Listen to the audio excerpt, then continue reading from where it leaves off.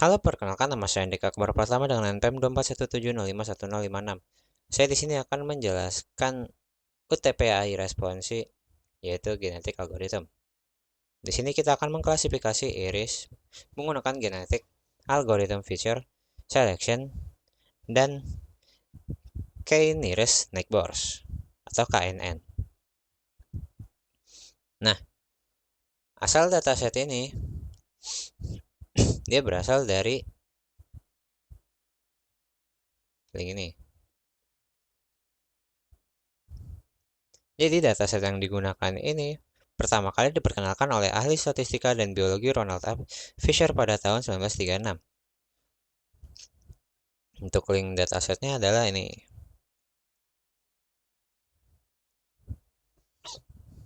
Nah, di sini tuh dia di sini. Dataset ini berisi 150 sampel pengukuran morfologi bunga iris yang berasal dari 3 spesies yang berbeda, masing-masing berjumlah 50 sampel per kelas. Dataset ini bersifat seimbang, tidak memiliki missing value, dan setiap sampel terdiri dari 4 fitur numerik kontinu yang diukur dalam satuan sentimeter. Nah, di sini fiturnya kita ada panjang sepal, lebar sepal, panjang petal, dan lebar petal. Ini semua dalam sentimeter. Untuk targetnya, kita menggunakan label numerik. 0 sebagai iris setosa, 1 sebagai iris versicolor, dan 2 sebagai iris virginica. Nah, di sini kita langsung saja import library-nya. Untuk library yang kita gunakan yaitu NumPy dan Panda untuk membaca datasetnya. Nah, setelah itu kita inisiasi sheet-nya dan kita randomisasi untuk datanya yang akan diambil. Setelah itu kita load datanya dan untuk jumlah sampel yang diambil 150 dan jumlah fitur 4. Ya udah dijelaskan tadi ya. Ini deskripsi datanya bisa dibilang. Nah, lalu kita proses datanya. Pertama-tama kita cek missing value-nya. Setelah itu kita cek duplikasi. Lalu kita pisah fitur dan targetnya. Dan lalu kita normalisasi.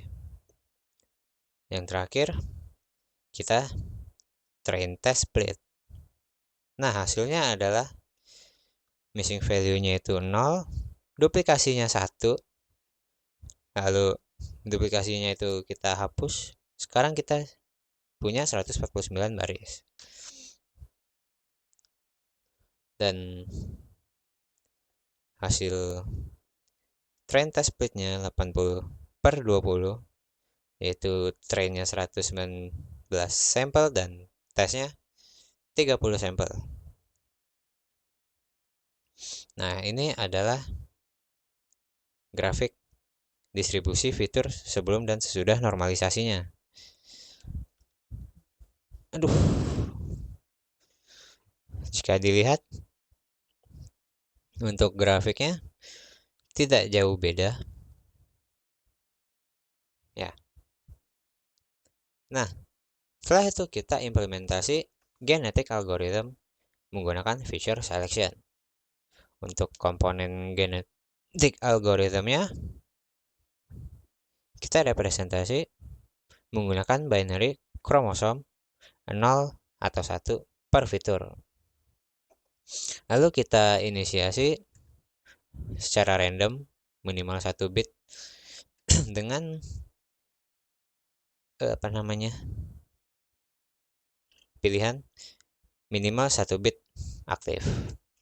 Jadi kalau misalnya semuanya 0 nggak bakal kepilih. Dan kita gunakan akurasi 5 volt dan sebagainya. Nah, ini adalah hasil genetik algoritmnya. Untuk fitness terbaiknya kita ada di 0,9667 dengan fitur terpilih 2/4 dengan indeks fitur 2 dan 3. Nah, berarti yang dipilih itu panjang petal dan lebar petal, sedangkan sepalnya tidak dipilih. Nah, setelah itu kita visualisasi genetik algoritmnya.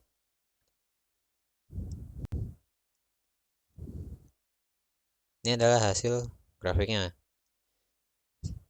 Jika kita lihat untuk panjang sepal dan lebar sepal ini tidak terpilih untuk sebagai feature selection result. Dan di sini ada grafik konvergensi genetik algoritmnya. Dengan kuning sebagai terbaik dan garis-garis biru sebagai average dan titik-titik sebagai yang terburuk. Setelah itu kita evaluasi model KNN-nya. Kita bandingkan performa KNN tanpa genetik algorithm atau bisa dibilang semua feature dengan KNN yang menggunakan genetik algorithm yang menggunakan fitur petal length, yang memilih fitur petal length dan petal width, panjang petal dan lebar petal. Nah, di sini kita akan menyiapkan data. Lalu kita coba KNN semua fitur dan KNN menggunakan genetik algorithm. Nah, setelah itu kita evaluasi modelnya. Hasilnya bisa dibilang untuk akurasi dia selisih 3,3%. Jadi bisa dibilang nggak cukup dekat perbandingannya. Yang terakhir adalah visualisasi model. Pertama-tama kita ini semua fiturnya. Dan yang kedua kita ini dengan genetik algoritmnya. Nah, hasilnya seperti ini. Aduh, kurang gede.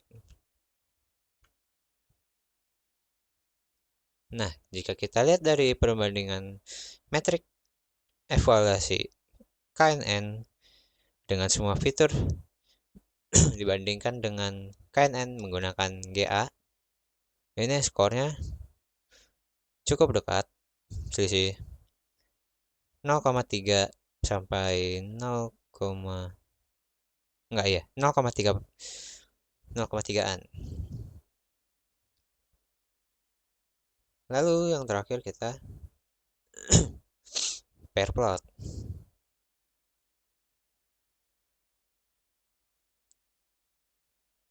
Ya, mungkin ini saja yang dapat saya jelaskan.